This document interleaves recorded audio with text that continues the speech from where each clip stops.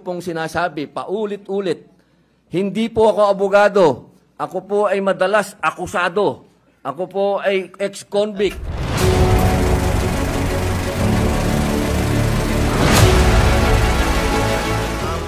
Senator De La Rosa was earlier raising his hand but gave way to Senators Villanueva and Cayetano. What is the pleasure of the Honorable De La Rosa, sir? Thank you, Mr. President. Mr. President, according to Senator Cayetano, ito'y labanan ng mga abogado. Hindi po ako abogado, Mr. President, but I just would like to manifest my observation na, to be fair to the Senate President. Pag sinabi natin na you have an intention to delay the impeachment proceedings, I would like to state for the record, Mr. President, na 1 month ago pa, pinagawan muna kami ng robe, Mr. President. Kasi excited na tayo na sumuot ng robe para sa to form the impeachment court. To be fair with you, Mr. President, you've been preparing for that. And yung schedule natin na naka-schedule sa Wednesday, which is 11, if we give the ruling today, whether ano ba talagang gusto natin, today or Wednesday, I support you, Mr. President, kung anong gusto natin schedule.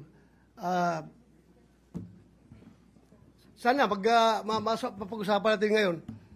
Hindi ako abogado, pero ako ay isang Pilipino na gusto sana na hindi na tayo magkakagulo sa Pilipinas. Hindi tayo magkawatak-watak. At yung mga nagyayabang dyan, na sabi nila, gusto daw ng taong bayan, na ito ay talagang magkakaroon na kagad ng impeachment, taong bayan, ginagamit. I don't know kung sino taong bayan yung sasabi nila. Because, alam ko, Mr. President, halos lahat ng tao ng Mindanao at ng Visayas, as I have observed during the campaign period, ang sabi sa atin is, Sir, ibubuto kita kung hindi ka magboto sa impeachment or hindi ka magboto sa conviction. Yun ang sinasabi ng taong bayan. Kaya please, do not use the term taong bayan palagi because taong bayan is hindi lang kayo. There are always two sides of the coin. Bakit ba? Wala bang value yung mga taong bayan na nagsasabi na ayaw namin ng impeachment? Gusto nila? Ang iba-value ng Senado ay yung mga tao lang na nagsasabi na forthwith kuno yung impeachment na yan. Ano, kalimutan na natin yung ibang tao na majority na nagsasabi na ayaw namin ng impeachment dahil panggugulo lang yan sa ating bansa.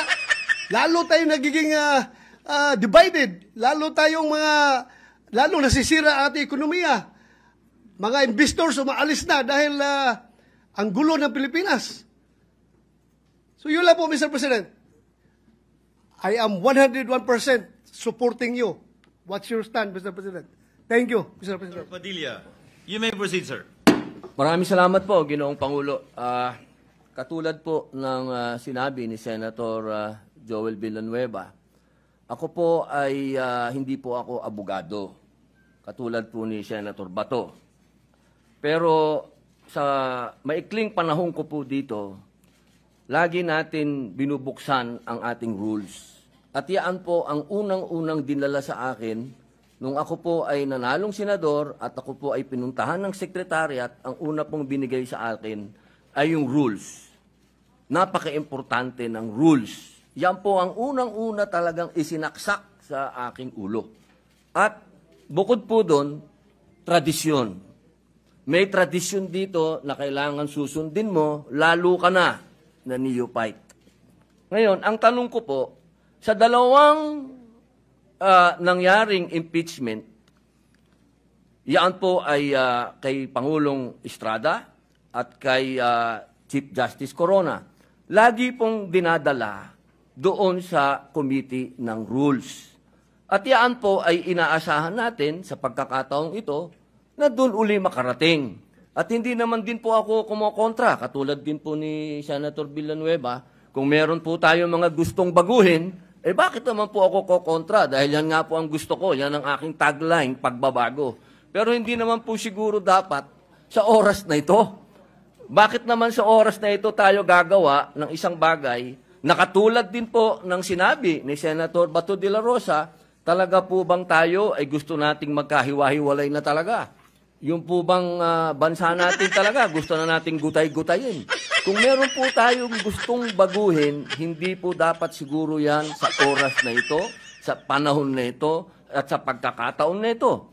At katulad din po ng sinabi ko, lagi ko pong sinasabi, paulit-ulit, hindi po ako abogado.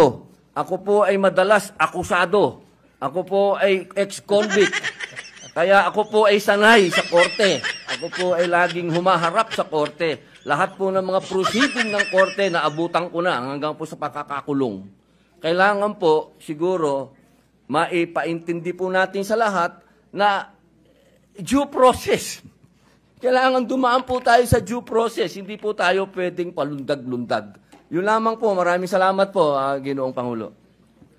Thank you, Senator Padilla.